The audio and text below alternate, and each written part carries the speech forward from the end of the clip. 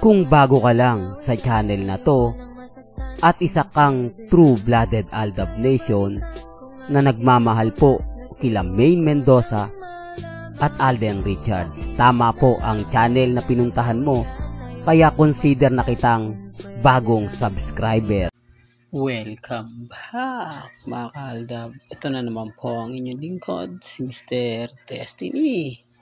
At magbibigay po tayo ng pinakamagandang update po ngayon sa social media. Ito yung pinaka-latest na kaganapan po ngayon sa social media mga kaaldab. Ito malaking insulto at malaking sampal po sa mga nagsasabing buntis nga po si Mengay. At syempre update na rin po tayo kay Richard Polkerson.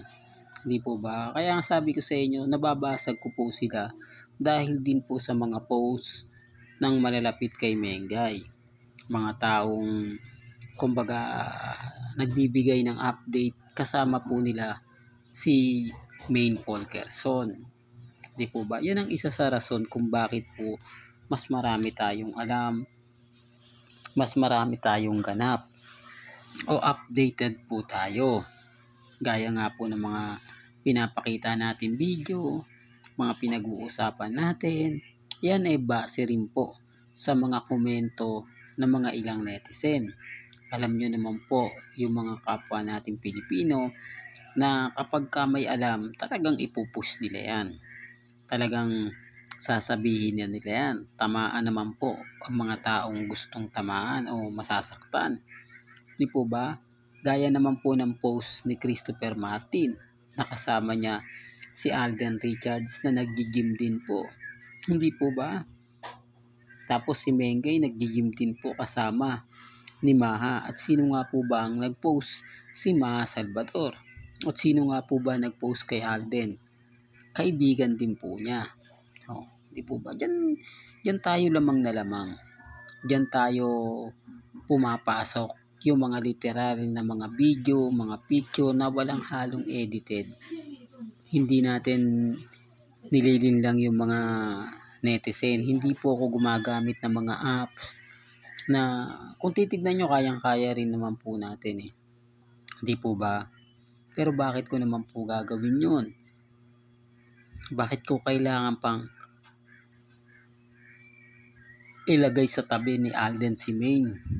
Para lang ako makakuha ng simpatya, para lang masabi na magkasama yung dalawa, nag-dinner date, off-cam, hindi na natin kailangan pa yung mga bagay na ganyan.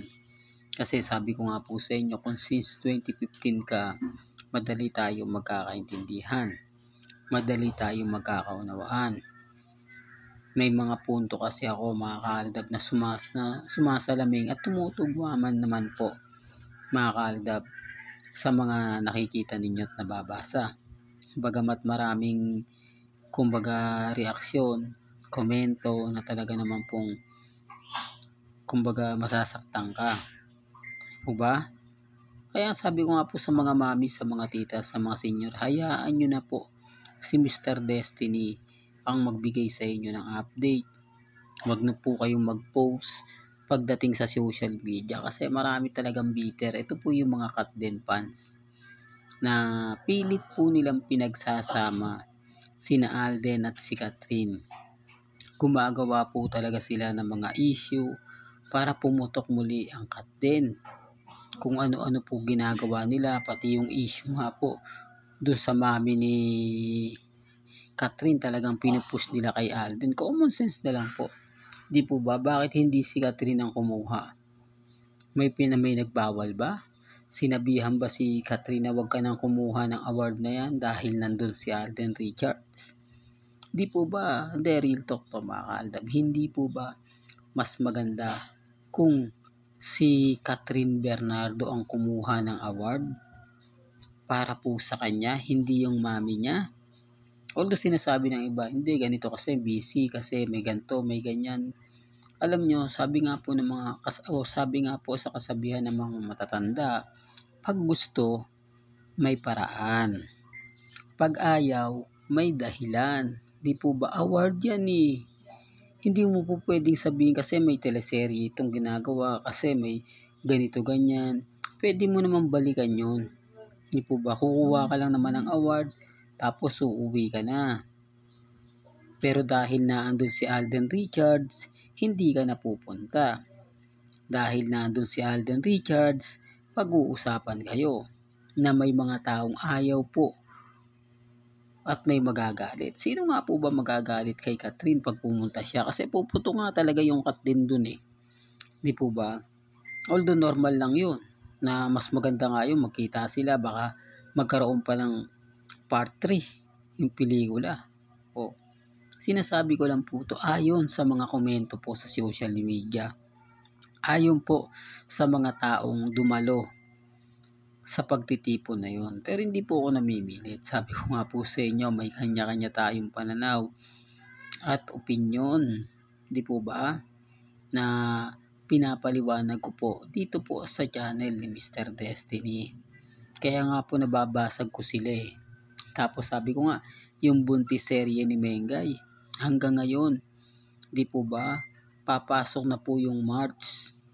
Pero ang buntis serye na andun pa, taon-taon na lang po yan po yung issue. Taon-taon na lang po yan yung pinag-uusapan. Na keso aalis si Mengay kasi daw buntis. Na keso magbabakasyon si Mengay kasi daw buntis. Pero may buntis po ba na nagbubuhat ng barbell? Hindi, for the record lang po. Di po ba? May buntis nga po bang nagpapasexy pa? Kaya nga po sabi ko sa inyo, yung mga mamis kapag nagko-komento po sa akin, nagsasabi ng ganito ganyan, talagang totoo. Kaya lang syempre mababash lang po talaga sila eh. Talagang babanatan lang po sila, sasabihin kamag-anak natin, kamag-anak ko, kaibigan ko. Di po ba? Tapos sasabihin nila na binabayaran. Lahat po kasi ng paninira gagawin po nila. Lahat po ng mga po pwedeng ibato sa akin, yun po yung ibabato nila. Dahil hindi nga po nila tayo kayang pigilan. Dahil hindi nga po nila tayo kayang pabagsakin. Kasi kung titignan nyo nga naman po mga kaaldab, matagal na at mahaba na pa rin po panahon ang channel ni Mr. Destiny. Kasi hindi naman po tayo ilang tulog na lang o ilang taon na lang magiging 10 years na po tayo sa Aldab. Hindi po ba napakagandang kumbaga paliwanag na ako po talaga 101% na Aldab Nation, na hindi po talaga kayang bayaran, hindi kayang pagpalitan ng content, na kahit anong sabihin nila hindi ko pinapansin. Tapos ang papaliwanag po nila, pambasag po nila sa akin, nagpaparami lang daw po ako ng mga fans para daw real talk to. Sabi ko nga po sa inyo, lahat po ng mga fans ni Mr. Destiny since 2015 lang po ito hanggang 2019. Kapag lumagpas na po at naging 2022 na, hindi ko na po makukuha yung simpatya niyan. Kasi nandun na po, nabulag na po sila sa kasalang congressman at main. Pambabash, pang-insulto lang po. Lahat ng makakamit ko na yan. At hindi po yan magsasubscribe sa akin. Yan po yung katotohanan. Guilty lang po sila kasi marami pa po palang mga mamis, mga titas, mga senyor ang nag-aabang. Sila po yung silent Aldab na sinasabi nga po sa akin, kampante ka lang Mr. Destiny, maglalabasan kami kapag dumating yung point ng tamang panahon. Kaya tuloy mo lang ang pagbibigay ng update, nasa likod mo lang kami. Yan ang isa sa inaayawan nila dahil may nakatayo pang Mr. Destiny na nakikipaglaban po. Lalo na po pagdating kila Mengay at kay Alden na gusto nila mawala na. Para nga po matapos na yung kumbaga Aldab at sila na nga po yung mamayagpag, yung tipong kahit anong i-post nila sa social media, kahit anong gawin nila, walang babatikos po sa kanila kasi hindi naman po talaga sila papansinin ni na Alden at ni Maine Polkerson. Hahayaan lang po sila. Yan po yung pagkakaiba na pinapaliwanag ko sa mga dumadaan po, lalo na po sa mga baguhan sa channel ni Mr. Destiny. Well, hanggang dito na lang po ang ating latest updates. Kaya kung gusto nyo pa po ng pinaka-latest at sariwang update, abay tumutok lang po kayo dito po sa channel ni Mr. Destiny para updated po kayo sa mga latest at sa mga bagong i-update po natin maya-maya lang. Hanggang sa muli, salamat po sa panonood at pakikinig.